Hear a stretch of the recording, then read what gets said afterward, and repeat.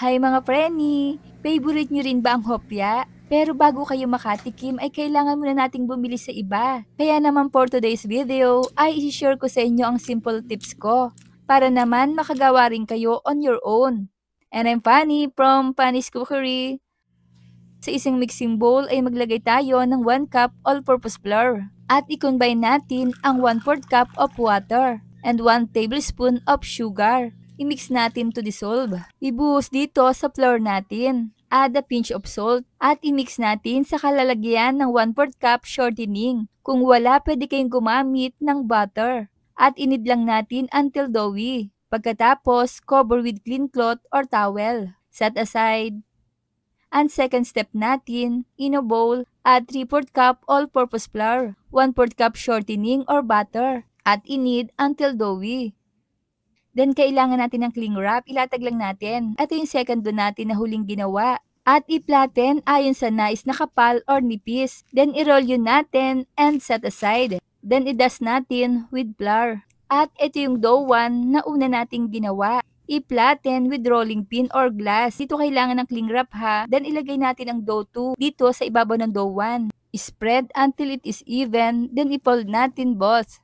Sprinkle with flour, then flatten. I-repeat 3 times ang pag-flatten mga preni ha, para same na well kneaded sila. Then divide natin into 2. Tapos i-fold natin ulit at i-cut as desired size. 12 pieces itong ginawa ko mga preni ha, bali 24 pieces lahat. I-cover muna natin dahil ipa-flatten pa natin itong maliit. At gagamit ako ng small cookie cutter.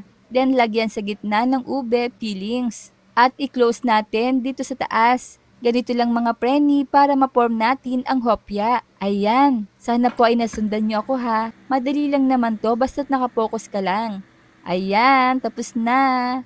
Merong medyo square akong ginawa, pero mamaya mawawala din yan kapag naluto na. At ilagay na natin sa tray with parchment paper. I-stack up lang natin dyan. At i-bake natin for about 10 minutes, 180 degrees Celsius. Samantalang, i-combine muna natin ang 1/4 cup water at 1 egg. Mix together until well combined. 10 minutes later, ay i-remove natin from oven at i-brush natin with egg mixture. Ganyan lang mga preni. Then i-return natin to oven and bake for about 7 minutes. Remove ulit natin from oven at i-brush natin ang other side with the egg mixture. At i-bake natin for another 10 minutes or more. Ayan, cool it down.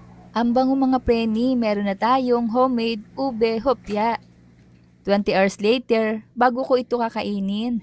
Yaran! Ang sarap! Try nyo na rin. Kaya naman, kung hindi ka pa nakapollow sa aking page, ay i-follow nyo na ako para updated kayo sa mga reseping ibabahagi ko pa. Huwag kalimutan, cook with love! Thanks for watching! Bye-bye!